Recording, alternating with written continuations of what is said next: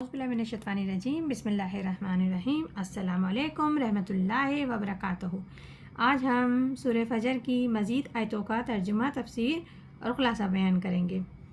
जैसे कि कुफ़ार की उन बुरी खसलतों का बयान कल हमने किया था, और फिर इसके बाद असल मज़मून की तरफ आते हैं जो शुरू आयात में ज़िक्र किया गया था कि 5 कस्मों के साथ किया गया था कि आखिरत की जज़ा व सज़ा के बारे में। इसी सिलसिले में अव्वल आखिरत के आने का ज़िक्र फरमाया गया है। अब आगे मज़ीद आयतों में तो इरशाद रब्बानी है, कल्ला इज़ा दक्कातिल अर्द दक्कन दक्का, कोई नहीं बस जब पस्त कर दी जाएगी ज़मीन कूट कूट कर। यानी जब ज़मीन को कूट कूट कर पस्त कर दिया जाएगा या ज़मीन को रेज़ा रेज़ा कर दिया जाएगा, इससे मुराद है क़यामत का ज़लज़ला, और जो पहाड़ों को बहम टकरा कर रेज़ा रेज़ा कर देगा। और ज़लज़ला एक नहीं होगा, ज़लज़ला एक के बाद एक मुसलसल आता रहेगा। मतलब पहाड़ और ज़मीन सब बराबर हो जाएंगे, तो ज़मीन बिल्कुल चट हो जाएगी। इरशाद होता है, वजा रब्बुका वल मलाकु सफ़न सफ़ा, और आए तेरा रब और फरिश्ते आए कतार कतार। यानी कि जब ज़मीन बराबर हो जाएगी, कोई ऊंच नीच नहीं रहेगी, उसमें ना कोई खड्डा रहेगा, ना कोई गड़ा रहेगा, ना कोई ढलान रहेगी, बल्कि चट मैदान हो जाएगी।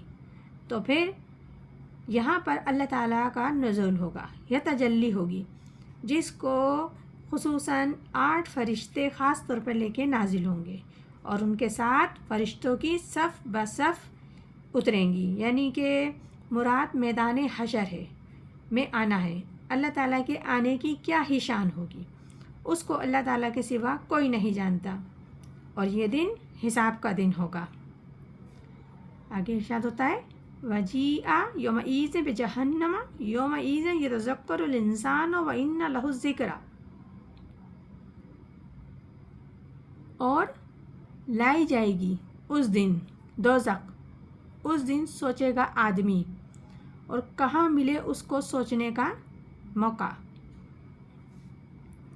यानी कि उस रोज़ जहन्नम को लाया जाएगा। जहन्नम गालिबन ज़मीन ही से निकलेगी, क्योंकि ये ज़मीन के अंदर ही मौजूद होती है। क्योंकि अक्सर व बेशतर आप लोगों ने देखा होगा, जो कभी लावा आतिश फिशा फटता है, ज़मीन के अंदर से निकलता है, तो ये ज़मीन के अंदर ही मौजूद होती है। जब ज़मीन को खींचा जाएगा, चट कर दिया जाएगा, बराबर कर दिया जाएगा, तो वो खुद ब खुद बाहर आ जाएगा। फिर उस दिन इंसान को याद आ जाएगा कि उसने क्या क्या किया था दुनिया में, और वो क्या क्या दुनिया में कर कर आया है। उसको पूरी नसीहत हासिल हो जाएगी, लेकिन अब ये नसीहत किसी काम की नहीं। ये सब सोचना बेसूद होगा, और आमाल और इस्लाह का ज़माना गुज़र चुका। आखिरत दारुल अमल नहीं, बल्कि दारुल जज़ा है। आगे इरशाद होता है, यक़ूलो या लातानी कद्दम तो लिहयाती, कहेगा अच्छा होता जो कुछ मैं आगे भेजता अपनी ज़िंदगी में। यौमइज़न युअज़्ज़बु अज़ाबहु अहद, फिर उस दिन अज़ाब न देगा उस जैसा कोई। वला युसीक़ु वसाक़हु अहद, और ना बांध के रखेगा उस जैसा कोई बांधना। यानी कि वो उस दिन इंसान, यानी कि क़यामत वाले दिन बेबस मजबूर हो जाएगा। वो कहेगा, काश मैंने अपनी इस हयात वाली ज़िंदगी, इस हयात ज़िंदगी जो कभी ना ख़त्म होने वाली ज़िंदगी है, जिसका सिलसिला अब शुरू हो चुका है, आगे कुछ भेजा होता इसके लिए। बस उस रोज़ ना तो कोई खुदा के बराबर उसको अज़ाब देने वाला कोई होगा, ना ही उसको जकड़ने के बराबर, यानी कि अल्लाह जिस तरह जकड़ेगा उस जकड़ने के बराबर उसको कोई जकड़ने वाला होगा।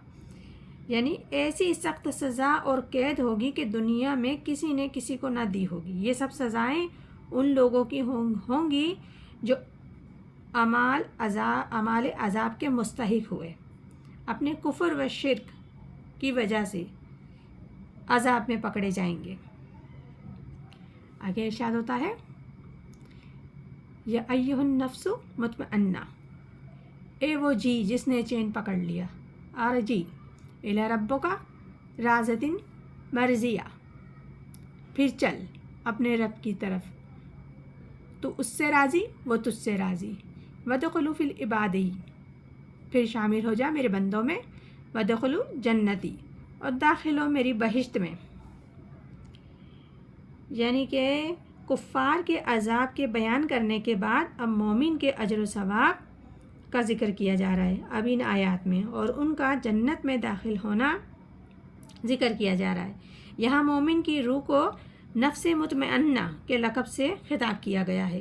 اس سے مراد وہ نفس ہے جو اللہ تعالیٰ کے ذکر، اس کی اطاعت اور اطاعت سے سکون و قرار پاتے ہیں، اور اس میں سے کچھ ترک ہو جائے، کچھ چھوٹ جائے تو ان میں بے چینی، بے قراری محسوس ہوتی ہے اس نفس کو۔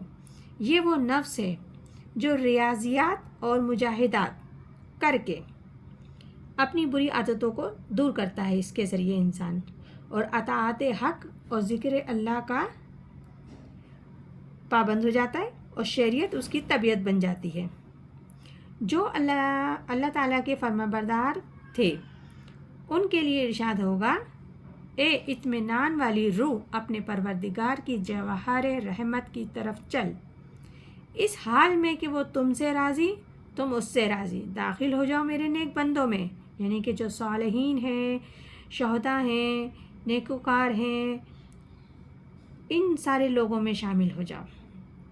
یہ بھی نعمت روحانی ہیں، اور جنت میں ہر طرح کی راحتیں موجود ہیں، دائمی ہیں، جو نہ کبھی ختم ہونے والی ہیں، اور سب سے بڑی بات یہ کہ وہ اللہ تعالیٰ کی رضا کا مقام ہے، اور اللہ تعالیٰ نے فرمایا ہے کہ داخل ہو جا، اور اللہ تعالیٰ فرما رہا ہے کہ داخل ہو جا میری جنت میں۔ اس میں اشارہ بڑا اعزاز و اکرام کا ہے، اور یہ خطاب قیامت میں حساب کتاب کے بعد ہوگا۔ رسول صلی اللہ علیہ وسلم نے فرمایا ہے کہ جب کبھی مومن بندے کی روح نکالی جاتی ہے، یعنی کہ فرشتے جب نازل ہوتے ہیں تو وہ بندے سے خطاب کرتے ہیں، اے مومن بندے، اے روح نکل جا بدن سے اس حال سے کہ اللہ تجھ سے راضی، تو اس سے راضی، اور اس کو سفید رنگ کا ریشمی کپڑا دکھایا جاتا ہے، اس کی آنکھوں کے سامنے رکھ دیا جاتا ہے، اس کو راحت اور سکون ملتا ہے اس سے ذریعے، اور یہ نکلنا، یہ روح کا نکلنا اللہ تعالیٰ کی رحمت اور جنت کی دائمی راحتوں کی طرف ہوتا ہے۔ تو یہ سورہ فجر تھی، آج اللہ کے فضل و کرم سے مکمل ہوئی۔ ہم نے آپ کو بتایا اس سورہ فجر میں اللہ تعالیٰ نے کئی قسم کے حالات کے اعتبار سے انسان سے خطاب کیا ہے، اسے سمجھایا ہے، منافقوں کی اور جنہوں نے سر اٹھایا ان کی ہلاکتیں بتائی ہیں، اور بری خصلتیں بتائی ہیں جس سے انسان رونا پٹنا کرتا ہے، یا فخر کرتا ہے نعمتوں پہ، یا ذلت سمجھتا ہے جو اس کو نہیں ملتی، کمی ہوتی ہے زندگی میں، تو ان ساری چیزوں کی وضاحت اللہ تعالیٰ نے کھول کے بتائی ہیں۔ پھر مومن اور کافر کی آخرت کے بارے میں کے حوالے سے بھی ذکر کیا ہے۔ اللہ تعالیٰ ہم سب کو قرآن پاک صحیح پڑھنے، سمجھنے، عمل کرنے اور اس پر چلنے کی توفیق عطا فرمائے، آمین ثم آمین، جزاک اللہ۔